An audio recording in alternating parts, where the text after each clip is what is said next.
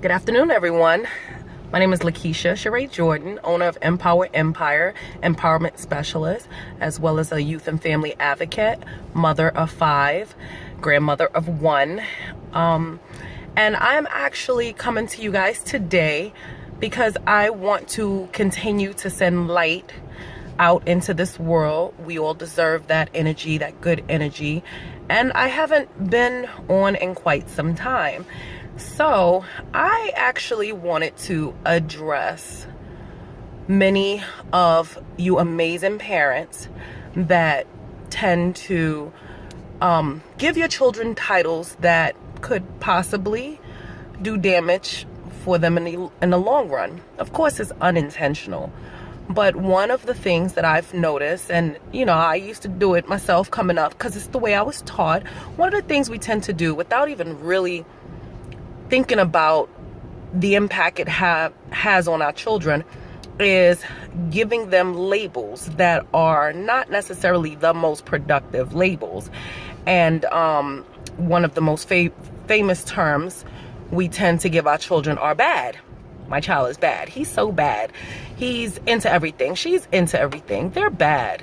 And realistically, what we are training our children to believe is that because we are constantly making mention of the things that they're doing bad, that this is what's normal. It's normal for them to be bad. But my question isn't whether or not us saying they're bad is the problem. It's whether or not we are able to actually distinguish what the alternative for saying they're bad is. For example, as opposed to labeling your child bad because, say, for example, they like to break stuff, we might be able to stop and take a moment and recognize that they are constructive or destructive. And in doing so, we might be looking at a child, in the face of a child that we're calling bad, and missing out on the opportunity to recognize that this child might actually be developing their habit of demolition work. We might notice that our kids are drawing on the walls constantly, and we're like, that child is bad. They're always drawing on the walls. But we might be missing out on the fact that this child has artistic abilities. So I'm coming to you guys today to encourage you to start finding other words to utilize as opposed to those words that could potentially allow a kid to have this stigmatism and belief that being called bad is acceptable. I know it's something that we grew up in an age where our parents were used to calling us bad, so we tend to repeat those cycles. But realistically speaking, if you think about some of the things that you were doing when you were a child, even if you were rebelling or if you found yourself talking back, were you really being bad, or were you really just trying to be heard? Were you really being bad, or were you just really wanting for people to know that you had feelings as well? So in doing this video, I'm hoping to not just point out something that could potentially be a problem for your children in the future, but in fact enlighten you to other ways that we can utilize the things that the children are doing that we're calling bad in order to help enhance some of the capabilities and skills that they may possess that we may be missing out on. These things give us a chance to develop our young folks in the things that they're doing. If they're climbing on the counters all the time, we don't want our kids climbing on the counters all the time. But we also may not want to say that they're bad. We might want to say, baby, you're very athletic. The counter might not be the best place for those feet, or that couch may not be the best place for you to be doing those flips.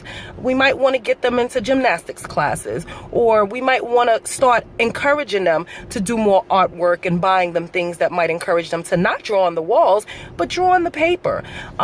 If they're talking back, they might be extremely assertive and have a lot of feelings that they don't even know how to express. Let's be realistic. We grew up in an era where you better not talk back. What I say go, and that is it. But if you really think back to your childhood and how many times you wish you could have told your mom or dad exactly how you felt and exactly how some of the things she was saying made you feel, start thinking about what your children could possibly be going through. The key in life is not to repeat a familiar cycle, but in fact, to be able to create a better future for our children so that they are not burdened with the same thoughts and things that we were bombarded with. Yeah, some of us say we turned out just fine. But if you think about the long-term effects of some of the things that we had to endure and some of the things that were bestowed upon us as far as names we were called and things, it really did kind of break us just a little bit for many of us, you know. It might not have been a problem for you to be called bad, but at the same time, as you got older, you thought about it, I really wasn't that bad. Well, you couldn't tell your mom that back then.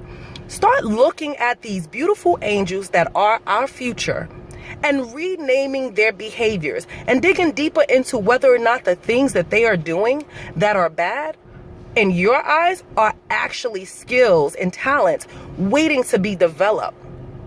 I love you guys. I don't know it all, but I know for a fact that there are solutions to being able to strengthen our families and our young folks, and we deserve it by the end of the day.